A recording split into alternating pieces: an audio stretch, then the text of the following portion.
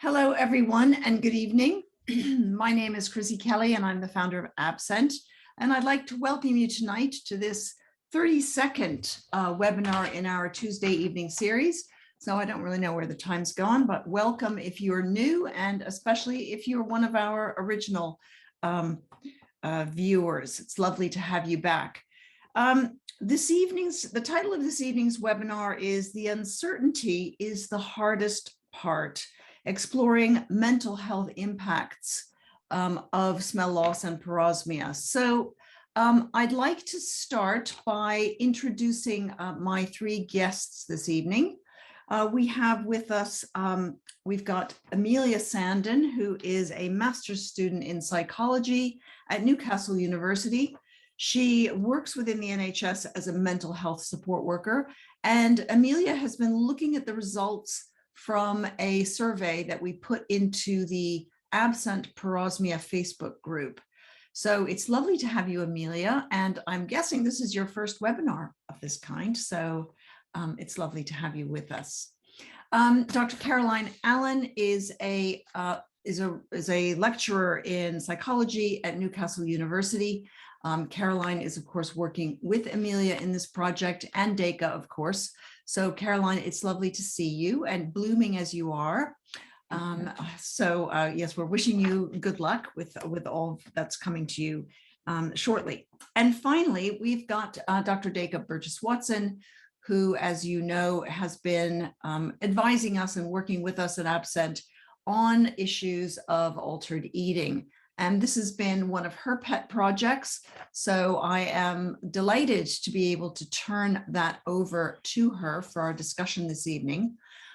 Before we do that, I just wanted to remind you that if you've got a question for one of our panelists, do please put it in the Q&A bar, which you'll find at the bottom of the screen. If you've got any other issues, do put those into the chat bar. I've already made an entry in the chat bar, and that is about the upcoming seminar, a conference on parosmia. This will be the first international conference on parosmia. And if anyone would like to tune into that, that's going to be happening on Friday and Saturday. So if you'd like more information, just go into the chat bar, find the link, and click on that and see what we've got that we're preparing for you. Good. So I think, Duka, I'd like to turn it over to you. So off you go. Okay, well, thank you again, Chrissi, for letting us monopolize another AbScent webinar. This time it's so exciting to be monopolizing it with some students who are doing some work on this, and with Amelia's really interesting master's study, which Caroline and I were both the supervisors for.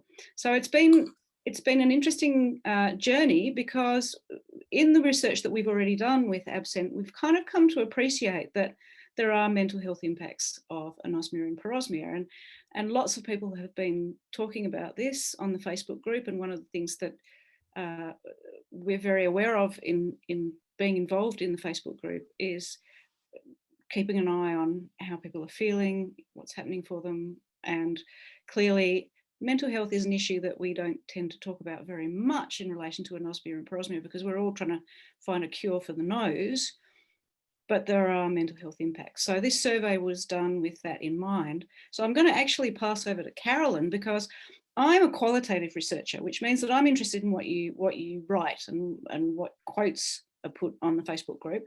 But Caroline is a quantitative health psychologist. So this is like sort of collecting of a different type of facts around mental health. So I want to pass it over to Caroline, who could introduce what the study was about. Caroline, over to you.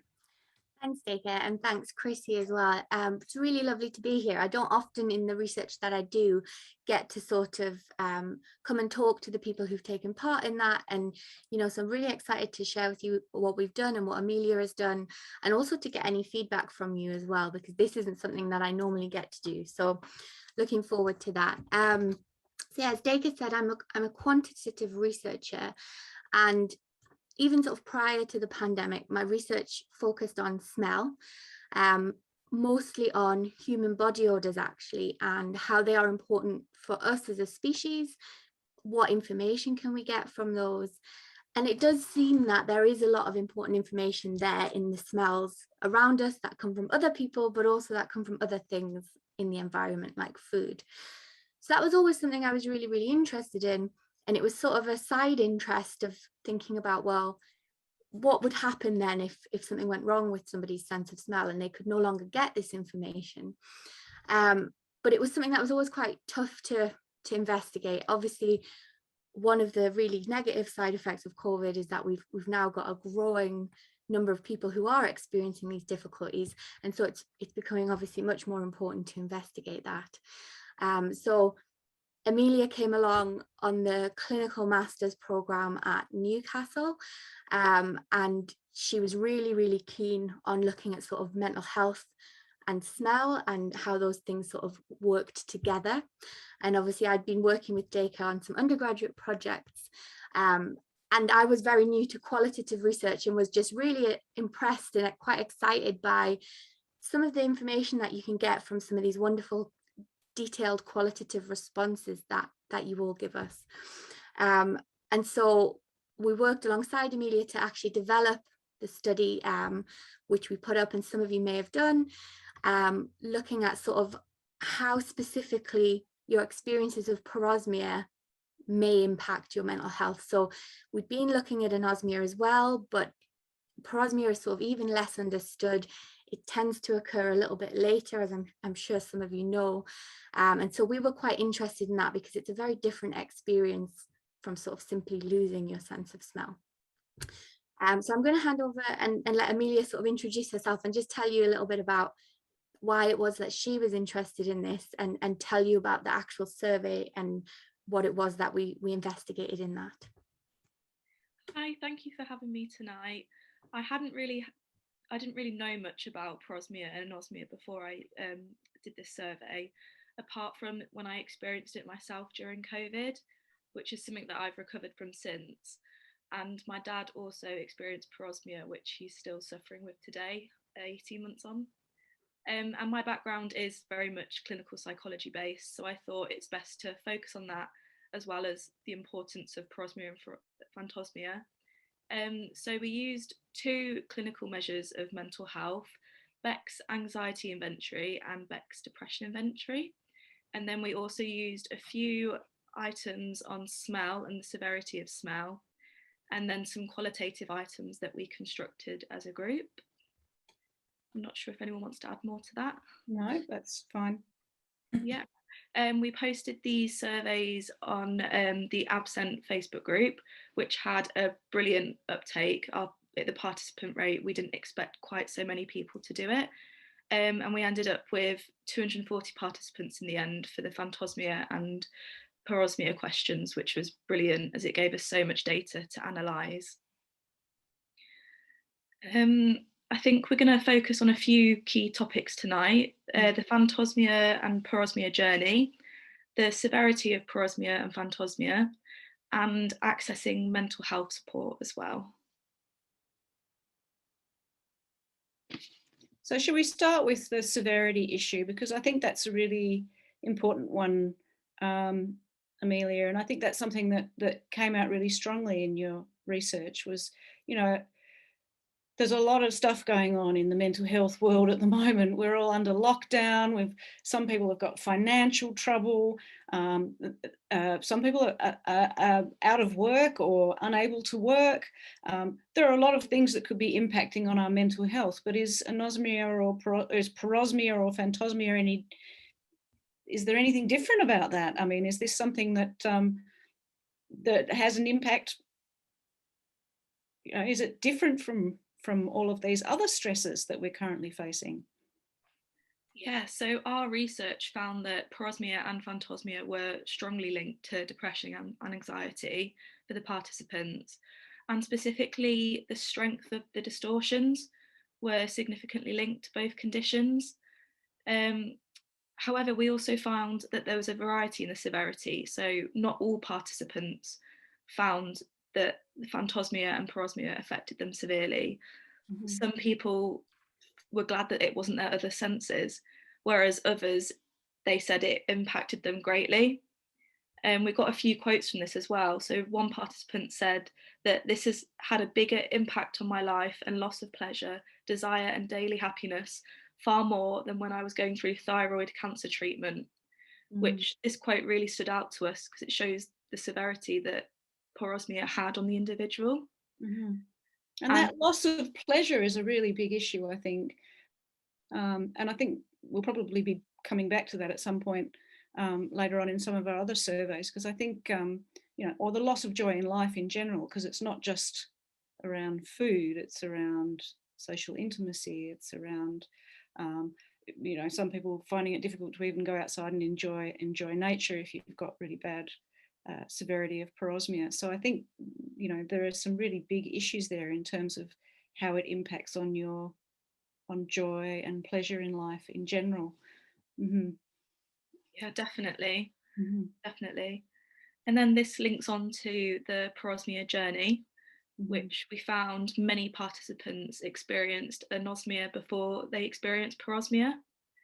And a large proportion of participants also experienced this after having COVID-19. We found that participants' parosmia was either gradual or unpredictable, which was interesting as participants experienced both. And for some, their parosmia also deteriorated over time, which we found quite interesting. That was a common theme in our results. Yeah, the unpredictability of the journey for some people stood out, didn't it? Chrissi, have you had that experience? Have you noticed that it? Yes, I be a bit of a sort of. Yeah. Yes. For some people, it's slightly more predictable. I think the COVID-19 related parosmia does have a much more, unpredictable nature. Some days can be really bad, other days not quite so bad. So, and it becomes difficult to work out what's going on. Why is that? Why is one day worse than another?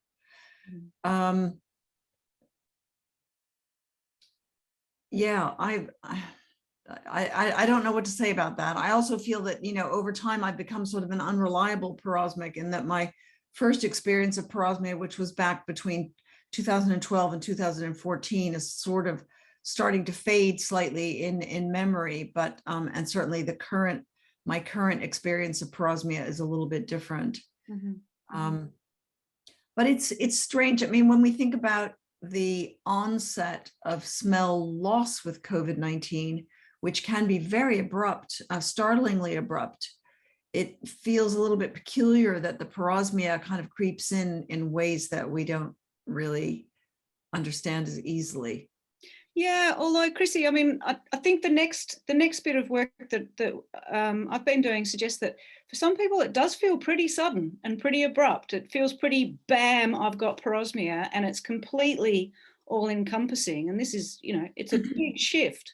So for some people, it does appear that a bit like anosmia, it's quite sudden that, you can literally be eating a pizza and one mouthful tastes fine, and then the next mouthful is parosmic.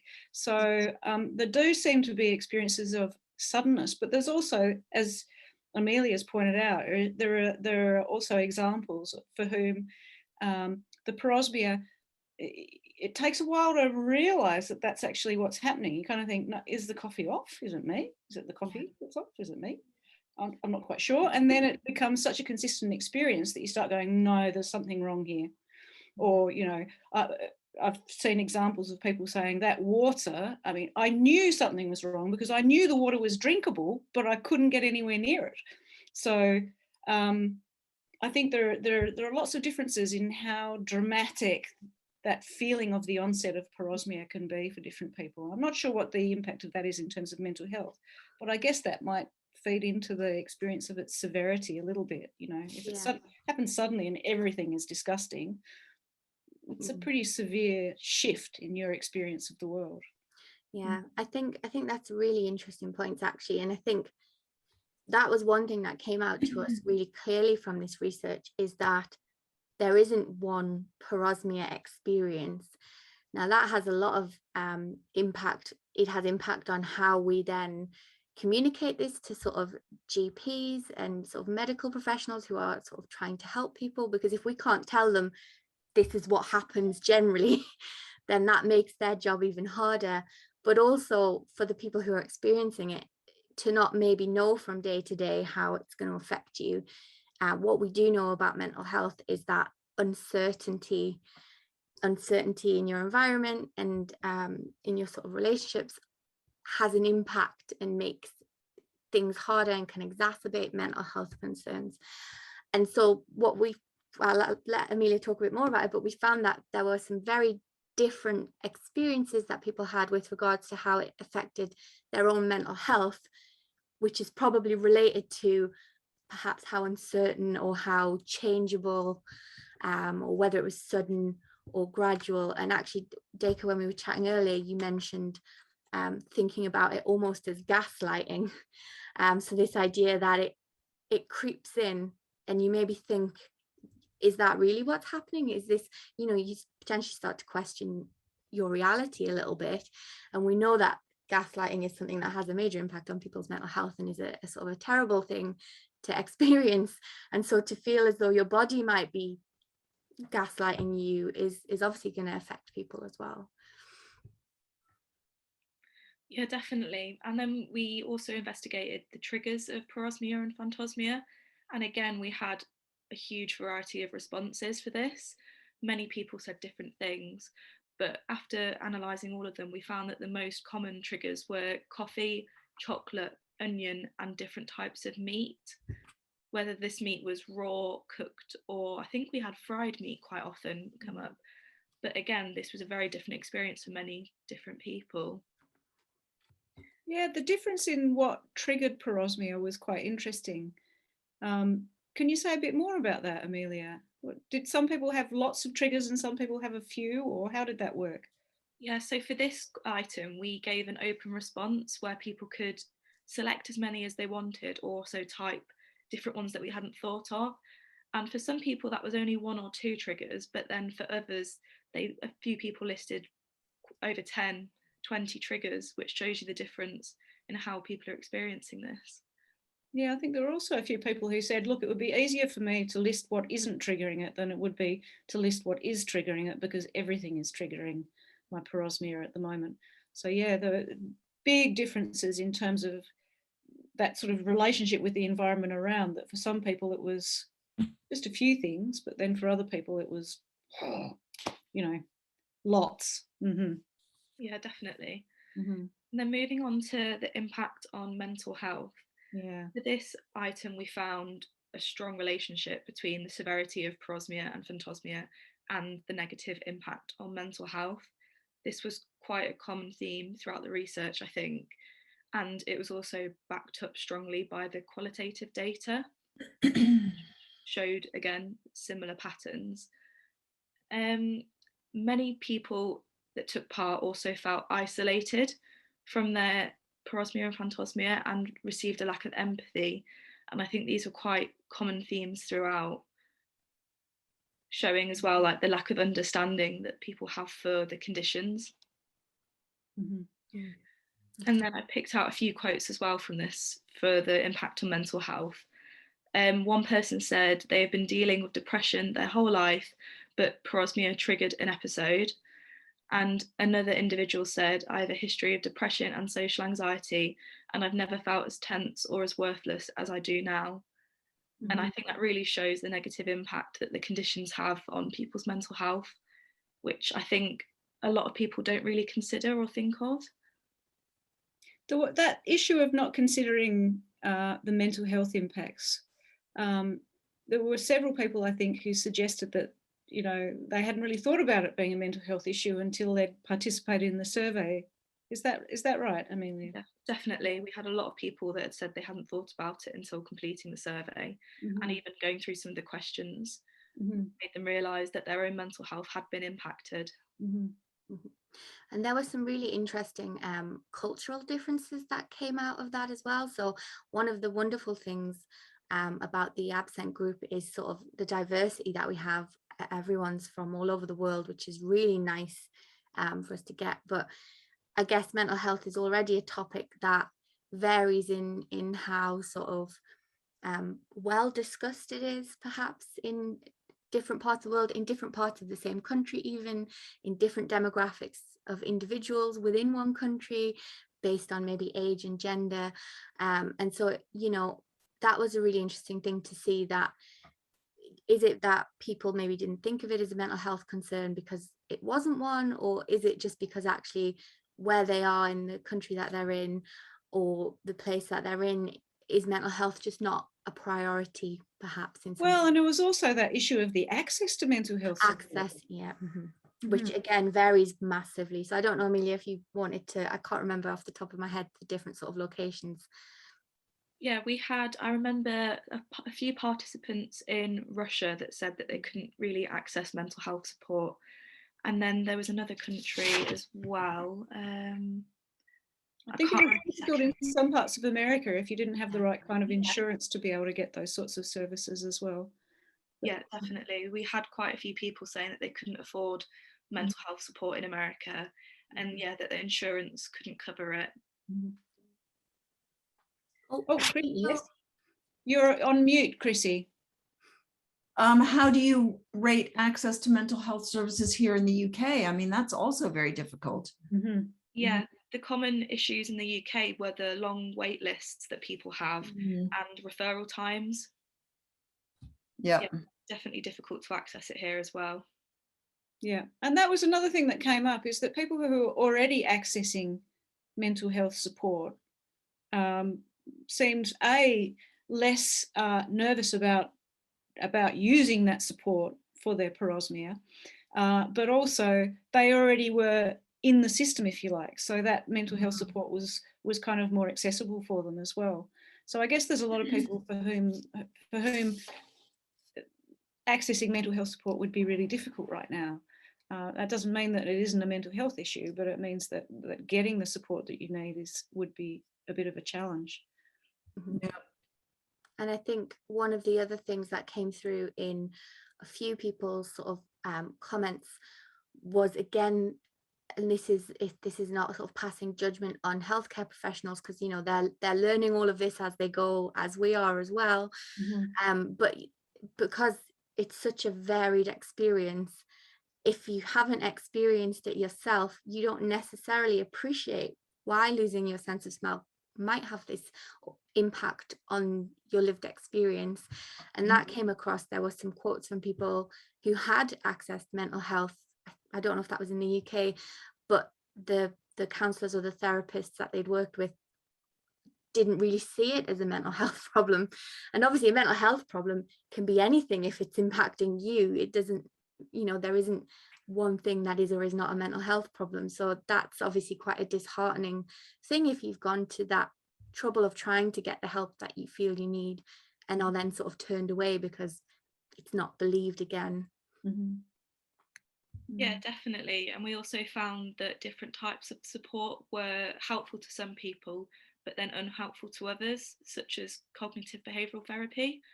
Coming from a psychology point of view, a few people found this really didn't help them and they didn't want to go back for further sessions, whereas others did find this helpful. So again, it just shows the variety.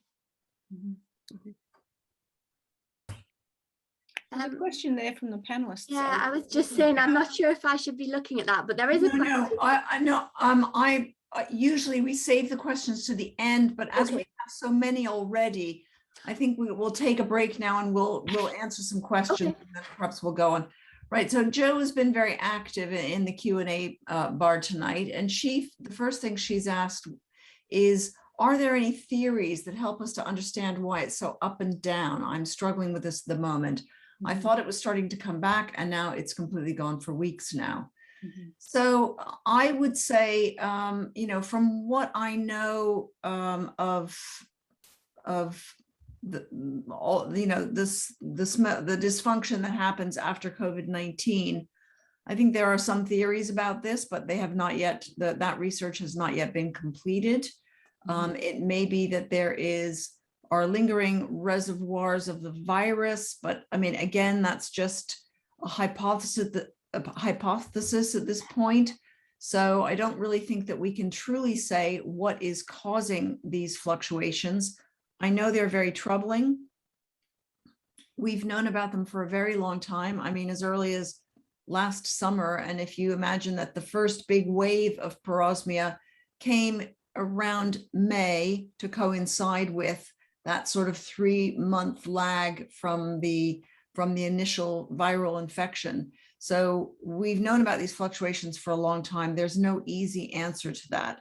I will say, though, just from listening to people in the group, that when things do clear up eventually, those fluctuations then die away as well. So yeah, I wish we could give you a better answer to that one, Joe, but I think that's about as far as we can go.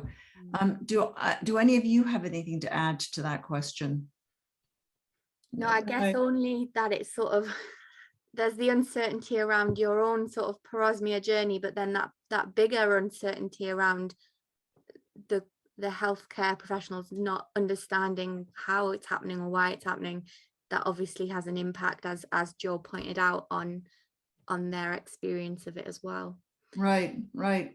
Now, Joe has another question, and I think this is a good one. I'd like to know how you might have parsed this out when you looked at your results in the survey.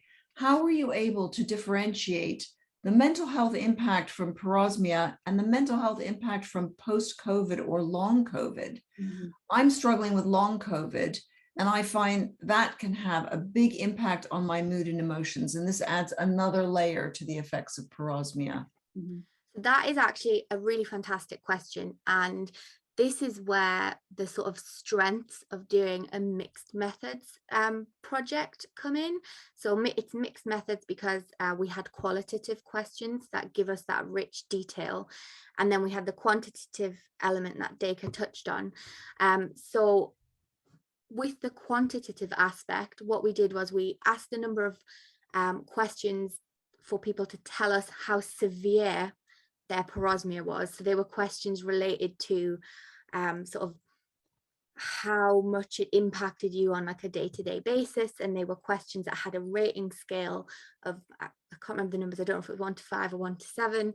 And what that does is it allows us to give every participant a score for severity, and then we can put you all on a scale and say, okay, the people with the number down here, they didn't have very severe parosmia, and the people with the number at this end, they had much more severe parosmia. What we can then do statistically is we can run an analysis, run a statistical model where we can say, okay, here are all of our scores of severity, and here are the same people's mental health scores. So on those scales that Amelia mentioned, the anxiety and the depression. So we've got your scores for how severe your parosmia is, and then your scores for how severe your anxiety and depression scores were. And what the model does is it tells us if there's a relationship between these two things. So it tells us if people who have a higher score for severity, so they have more severe parosmia, do they also have higher scores of anxiety and depression? And that is what we found.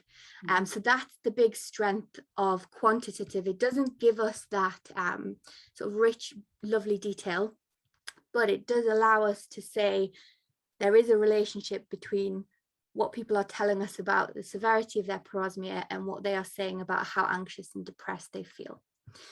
Now, we didn't actually ask people about their experience of long COVID, but Joe, you're completely right. Obviously, there's mental health impacts of the other effects of long COVID as well. But what we can sort of categorically say, and because we had such a good sample as well, so statistics is all about the numbers, we had a really big sample size, which means we can be quite confident in our finding that people who said they had more severe parosmia also felt more anxious and depressed. So I hope that clears it up for you without getting sort of too technical. Now, can I ask a question? You mentioned anxiety and depression in the same sentence. Yeah. Do you try and tease that apart? So you ask questions about anxiety and you ask questions about depression. Now, Duka, you said something very interesting to me a couple of days ago about how anxiety is the one thing, and you had a nice way of describing that, and depression is something else, and that one is to be without something and another one is to be with something. Do you think you could share that short description, which I wish I could remember what I said, Chrissi. I think Carolyn is going to be better at this because she's the health psychologist. But anxiety involves a level of kind of threat perception, I think, in ways that depression doesn't. Mm-hmm. And that's a difference. You know, the foghorn experience that you've talked about before, you know, that there's this constant bombardment of this sort of threat that I would link more to anxiety than depression. Would that be one way of putting it, Carolyn, from a health psychology perspective? I'm not a health psychologist, so I'm, you know. So I think it's anxiety and depression are really, really interesting. And honestly, when we research them, we tend to look at both because it's so hard to tease them apart, right? Because they're so related to one another, but they are different things. So anxiety is sort of about the autonomic nervous system, threat, fight or flight responses, and so how you deal with threats in the environment. That's why we feel anxious about things, because it allows us to make decisions in response to these things that we feel are threatening us. And depression is sort of more of a very broadly a lack of pleasure in things that maybe previously were pleasurable. But it's also very clear how those two things do go hand in hand, because if you're feeling really anxious all the time, you're probably not getting as much pleasure from things, and vice versa. And we often don't know if one is causing the other or which one came first, and it's really impossible to tease that apart. What we did in this study was, you're right, Chrissi, I talked about anxiety and depression together, but as Amelia said, we had separate measures for those things. So when we did the statistical analysis, we actually did one for anxiety and one for depression separately, and we found them both to have that relationship with how severe people were saying their experience of parosmia was. And are you saying that the scores for anxiety and the scores for depression were sort of equally high, or was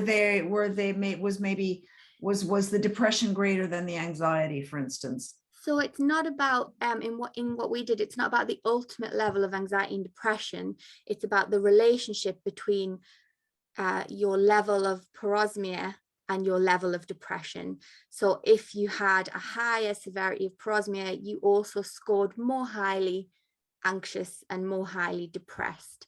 What else was I just going to say? Sorry. So yeah, so we found that there was sort of that relationship. It is a very chicken egg situation, though. We can't necessarily say, is it mostly depression? Is it mostly anxiety? They feed each other. Yeah, so that was the interesting thing about it. Amelia, I don't know if you had anything else you want to come in with on that? Yeah, I was just going to add to that. When we were doing the regression models, which was the basis of our analysis, we did find that depression accounted for double the variance of anxiety. So that means the predictor variables, which were age, severity of parosmia, and mental health history, predicted depression more than it predicted anxiety, if that makes sense. Can you describe to us, Amelia, a little bit what a regression model is? Mm-hmm. Yeah, so for regression models, you choose your predictor variables. So for us, that was very much focused on parosmia and phantosmia, and then control variables of age, mental health history, and I think that was all we did in the end, was just 3, yeah. And then from that, we can figure out if the outcome variables, which we chose anxiety and depression separately, so we had 2 models, if they can be predicted by the predictor variables, and if that's significant or not. So we found that depression accounted for 16.9% of variance, whereas anxiety accounted for 8.1% of variance in the models. So it just shows that parosmia and phantosmia might have more strong links with depression than they do with anxiety conditions. So the regression model, like Amelia was sort of saying, is a model that just tells us what is the relationship between this thing and this thing here. And as Amelia was saying, it quantifies that, so we can say this one when we talk about explaining the variance, that sounds really complex, but you know, there's variation in everything. So it's talking about the variation we saw in people's reports of their experience of parosmia, and more of that was accounted for by depression scores than by anxiety scores. So there's a stronger relationship there between depression and severity than there was between anxiety and severity. I suppose one thing that you won't be getting from the results in your survey, but which I can sort of remember seeing in the original group from back in 2015, is that, you know, nowadays when people come into the Facebook groups, they come in fresh. They've seen about it, they've read about it in the newspaper, they know what the word is. You know, suddenly things start to smell this disgusting. Well, yeah, they read an article last week, so they know it's called parosmia, and they can often walk into the group after experiencing parosmia for a week, 2 weeks, maybe a month. Now, in pre-COVID times, when it was just the AbScent anosmia group, and we had people with all different kinds of etiologies, people who had lost their sense of smell from head injuries, or who had sinonasal disease and things like that. Very often the people wouldn't find us until they had been without smell for 3 or 4 years. Now, those people, for them, the acute phase of anxiety was over. What I see now in the Facebook groups, people entering after having had smell loss, or in this case, parosmia for a week, their alarm bells are ringing. And for that reason, I would always say that these conditions are a little bit separate. You know, you've got the anxiety here and you've got the parosmia here. And for the person who's experiencing them, it feels like those two things are one thing. But I think that we'll probably learn more from this survey. And as time goes on, we'll learn that there's actually the anxiety is a thing unto itself. I certainly think that that's what we see. I mean, not to change the subject here, but we're dealing now with a lot of parents who've got children who've lost their sense of smell, and you've got the child and their sense of smell problem. And then what you've got is the parent experiencing this terrible anxiety about the child. So once again, you've got two things happening at once that can easily be conflated. And I think that's a really fantastic point, actually. There's nuance to this. And so, it might be that, as we're saying, the journey of people's parosmia varies. And as you say, at those different points, depression and anxiety may rear their head in different ways. That was something we didn't measure in the study. So it's something we can't say. We didn't ask people at what sort of point, not in a quantifiable way, at what point in your journey are you? Because if we were able to do that, then we probably could have looked at, is there a difference in when depression and anxiety appear? I guess the broad thing that we found is that both of those things were significantly, and again, that's a word statistically that just means there is a very strong relationship there. So both anxiety and depression were related to the severity. Depression more strongly than anxiety, but that's not to say anxiety is not something that people are experiencing when they have very severe parosmia. But I think you're right, it's about understanding this journey, and that's probably the next thing for us to be thinking about, is trying to understand when depression and anxiety might be coming into that. And So, I do think, you know, some of the qualitative work kind of gave us pointers towards when it's a particularly anxiety provoking period. So you raised it, Chrissi, when you have children, but there's also the issue, for example, of, as came up in the qualitative research, people who are pregnant. That can provoke a lot of anxiety, because you're not just looking after your own body at that point, you're concerned about the body of your unborn child, and if you're finding it difficult to eat, that's incredibly anxiety provoking. There's also some quite strong evidence that young people are more severely affected by this, because they haven't got the life skills that, you know, us oldies who've already had several broken legs and and confronted a lot of personal challenges in our life might be better better able to cope with some of these realities than perhaps a young person who hasn't gone through lots of stress before. So I think there are lots of variations in how that manifests for different people at different points of their life, and depending on the circumstances they're in. So there is nothing sort of nothing that says you are going to experience depression or anxiety when you have this condition, but rather what I think this study that that Amelia has done, so what the significance of it is that no matter what else is happening in terms of COVID in your life, when you experience parosmia, the levels of depression and anxiety are likely to be higher. So there is a direct relationship between those conditions and your mental health state. And that's important because it means mental health is part of the experience of parosmia, and particularly parosmia infantosmia, which is what we were focusing on. So, and a lot of people tend to see it more as a problem with the nose. So this research really shows that it's a bit more than that, and we need to take some of those mental health issues a bit more seriously. I think for me that's what was really key in this research. Right. Let me go through a couple more questions here and clear the question list. So we've got someone called Anonymous, and they've made 2 comments. Do people find ways to distract themselves from the smells? And also says that they would be curious to hear what the data shows in terms of the general percentage of folks who have had parosmia for a long time, over a year, due either to COVID or otherwise. How quickly do the majority of people with parosmia heal? So I think I'd like to jump in and say that the recovery trajectory is going to be different for everyone, and could easily be a couple of years. I know that sounds like a long time, but we are talking about the regeneration of nerves, and that can be a very slow process. So while some people seem to recover quite quickly after a couple of months, there are also people in there who are in it for the long haul. And while we do hear recovery stories at 18 months, not everyone is cured yet. So I think we've got to sort of take a wait and see approach to that question.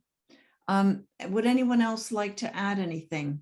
Yeah, just to that, the experience of parosmia as being, for 3 months versus 2 years or whatever, that sort of hides a really important sort of nuance to that experience. So while it may feel, as we were just saying, at the start of a journey when it's new and it's come on really suddenly, and suddenly you're finding it really difficult to eat, what we are seeing in the Facebook groups, and we'll be documenting this, I hope, in a lot more detail in the future, is that people develop coping mechanisms, and the parosmia itself can become more understandable.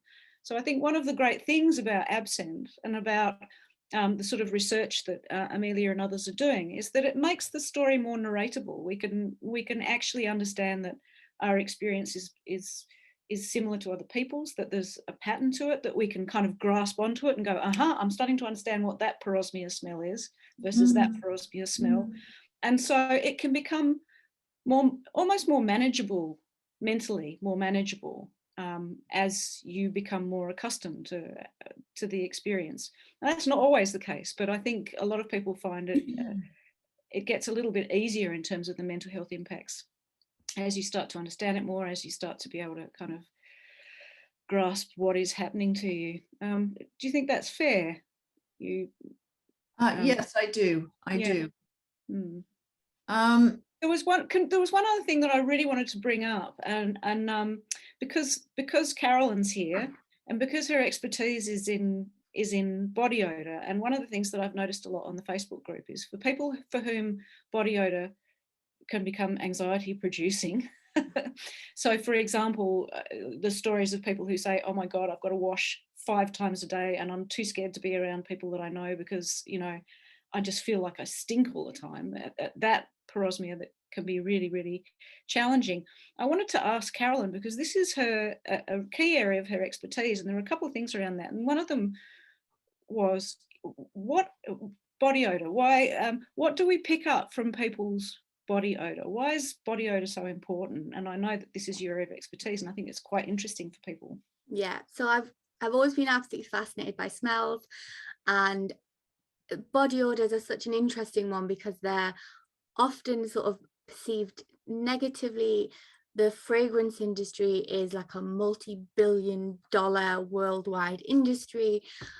We've been sort of manufacturing perfume since ancient Greek and Egyptian times.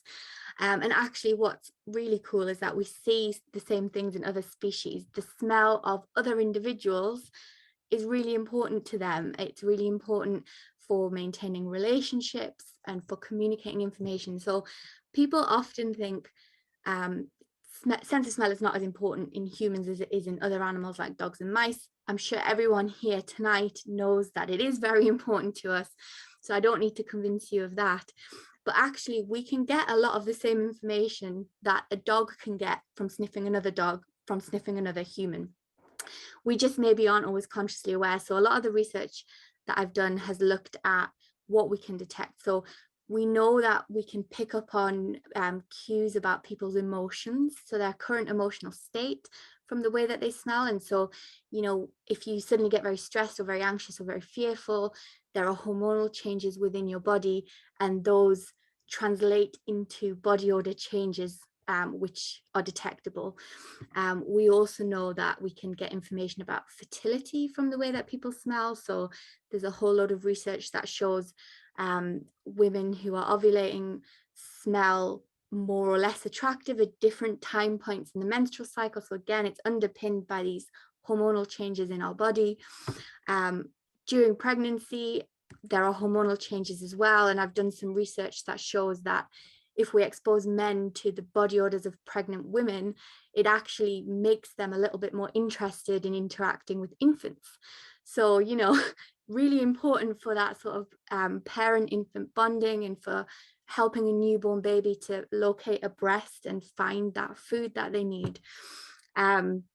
So that's why, to me, it's so interesting and so important to look at, well, what happens when this sense of smell is disrupted? Because actually the information that's available to us in a body odor is massive. And I've done research also looking at, well, what happens when we alter it? Because we do that very actively. We buy perfumes, we wear deodorants, we fragrance our houses with candles and bleaches and all of these things. But actually what the research suggests is it's not overriding these things necessarily. It's potentially complementing this information, and in some cases even helping this information to be spread. So we're not always conscious of this, but I think what's really lovely is, or what I found really fascinating was some of the quotes that came up where people did mention body odor. So body odor is maybe one of those things you don't really think about until it becomes a problem. So you don't think about what information's out there until suddenly it's changed. It smells different, you know, it doesn't smell like what it did before. Sorry, Chrissy. Caroline, let me interrupt you with an interesting comment again from the anonymous attendee who says, is there any link between parosmia and male sexual health? I seem to have lost most of my ability to taste and smell, and at the same time, I have less sexual desire and ED. First of all, to that person, I'd like to thank you for being so honest. I know that this is an issue that bothers a lot of people, not just men, but women also. A very difficult kind of topic to bring up in a setting like this, because not everyone feels comfortable about talking. But I would say you're not alone in that. And I think that perhaps counseling might help you. It is obviously, you know, that's a part of our sexual attraction, has to do with smell. And when you lose that, of course, that system begins to break down. So I'm very sorry to hear that. And I don't know, Caroline, as a psychologist, what would you recommend? So that is, thank you for sharing. As Chrissy said, that is something that makes a lot of sense to me to hear you say that. And I want you to know that that's not something weird, and it's probably something that a lot of people are experiencing, but again, it's probably something that's just not really talked about. So we know that smell is a really important part of attraction. and the way that we feel about other people in our environment. And that's going to vary from person to person, how important that is. But if that sort of suddenly changes, if that was something that was important to you in your sort of sexual arousal between you and a partner, and it has changed, or it has just gone if it's anosmia, then that is going to affect those situations, because you're used to having that sort of order input and it's not there anymore. And it might have been that you maybe didn't realize it was important until it's gone. I would second what Chrissi said, you know, seeking out support for that, someone to talk to about that. I would say that we know smell is a big part of this. It's often rated by women as one of the sort of most important factors in what attracts them to a male partner.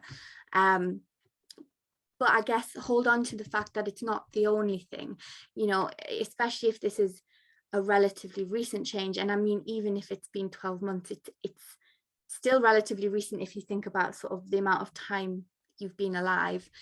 And so I guess it is just working through that, finding support for that, and figuring out other things that are arousing for you, because it's not just smell. Smell is important, but you know, there's visual, there's tactile cues that are all important in arousal as well.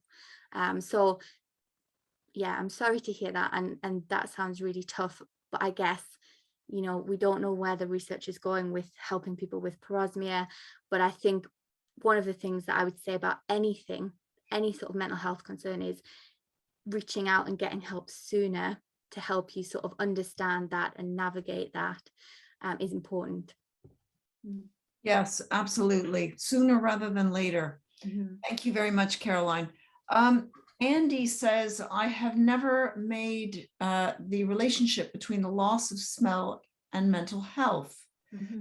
I lost my sense of smell in 2013. Oh, that's a very long time ago now, 8 years.